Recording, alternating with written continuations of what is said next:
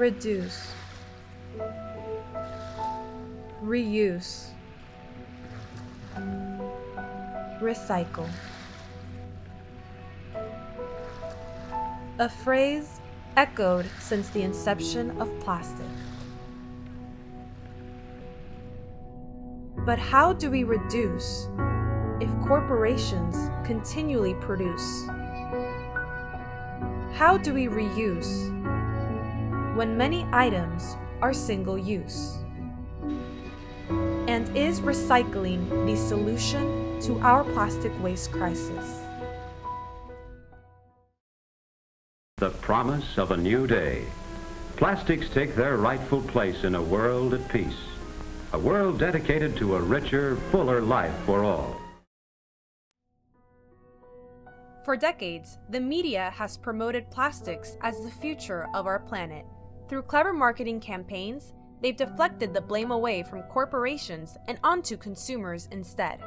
According to the Florida Department of Environmental Protection, the Sunshine State produces more than 53 million tons of solid waste per year, almost exceeding the capacity of its current waste management systems. When it comes to plastic waste, Florida is the third highest producer in the nation, generating roughly 65.1 pounds per person annually. Florida's ecosystem is threatened by plastic pollution as it causes adverse effects to the environment, harming its wildlife and leaching toxic chemicals. For many years, the most popular way to address the expanding issue of plastic waste goes back to recycling. Many plastics end up in recycling plants, like this one in South Florida. This pile right here is from commercial recycling. Shiraz Kashar is the Community Outreach Manager at WM in Pembroke Pines. This is where the entire recycling process starts, the tipping floor. Ladies and gentlemen, this is the big challenge in the recycling industry, that people put in garbage in the recycling. A mountain of trash, including non-recyclable plastics, intermingled together. So remember what I told you, ladies and gentlemen, that textiles are another thing for whatever reason people put in the recycling. You know, you have carpet like this, you have luggage like this. Any materials that cannot be processed ends with pricey consequences. This is designed for cardboard. And the way this works is the cardboard is designed to glide over and everything small falls through. But the issue is, the challenge is, when people put plastic bags or straps or chains or anything wrappable like I explained earlier, then it gets jammed into the equipment. And when it gets jammed into the equipment, it's only a matter of time that it completely brings it down, and then we have an unscheduled shutdown, unfortunately. Lots of materials end up having to be manually sorted by employees. Computers also contribute to the sorting process by recognizing the various types of plastics that pass through. The end result? A tightly compacted bale, tough as steel.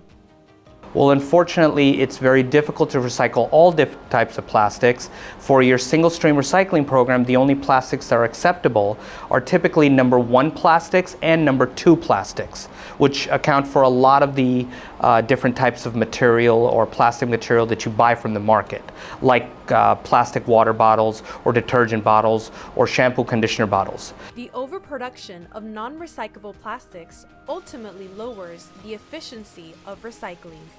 The true solution points towards corporations adopting zero-waste practices.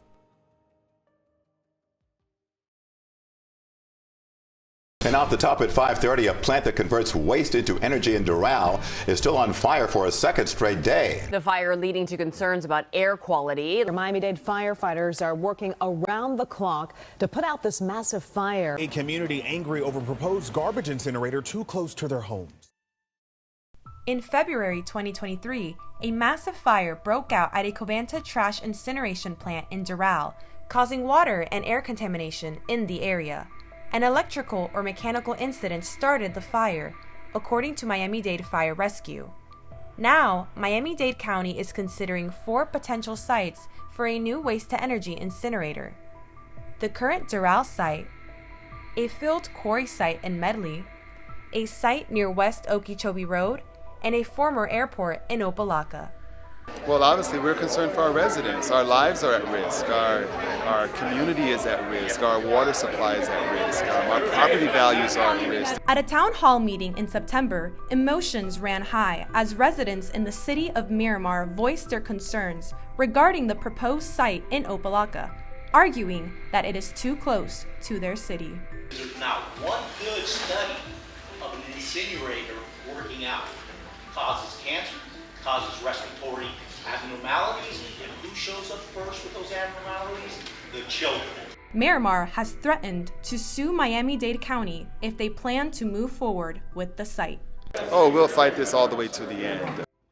Roughly 70 miles away from the former Doral plant is the Solid Waste Authority of Palm Beach County, a governmental agency dedicated to managing materials discarded by its residents. It's home to 2 of its award-winning waste-to-energy facilities that combust 1.8 million tons of solid waste per year. So there are multiple issues with regards to the public's perception of waste energy, and one of those is waste energy is often referred to as incineration. Joe Kilsheimer clarified that incineration is not the same as modern-day waste-to-energy plants.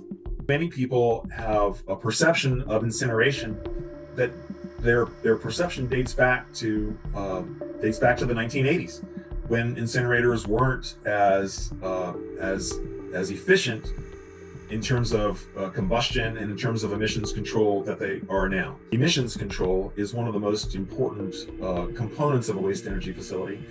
Waste energy facilities typically operate not just at their permitted levels, but in some cases 90 to 95% below their permitted levels, which makes waste energy, in the words of the federal EPA, one of the cleanest forms of electricity generation in the United States. What people believe is that Miami-Dade is burning garbage. And burning garbage, just the phrase burning garbage, it doesn't sound good. If the public were aware of all of the precautions and all of the safeguards that are built into the process, I think they would have a little bit of a different opinion. Only 8% of plastics in Florida get recycled. The rest either gets landfilled or ends up incinerated. I will state categorically that they would prefer not to burn plastic. Plastic burns hotter than regular garbage, and as a result, plastic makes the emissions control portion of the waste energy facility work harder than they would prefer it to. Hey, ho, ho! Incinerator has got to go! Hey, ho, ho! Incinerator has got to go! In late 2024, environmental organizations joined forces to protest the construction of the new incinerator. With the city's final vote only 2 weeks away, tensions were running high. So I've done extensive life cycle analyses of landfilling versus incineration. These look at not just climate impacts, but asthma, cancer, heart attacks and strokes, all these things caused by different pollutants that come out of incinerators. And what we found is that burning trash and landfilling ash is about 2 to 3 times worse than going straight to the landfill with that trash without burning it first. Although the EPA requires ash to be chemically treated and disposed of properly, many critics raise concerns about the potential toxicity and environmental impacts. While the challenges towards zero waste seem insurmountable, the solutions are just within reach. Communities and advocates are already paving the way for a future free of plastic waste. Together, we can shape a cleaner, more sustainable future for generations to come.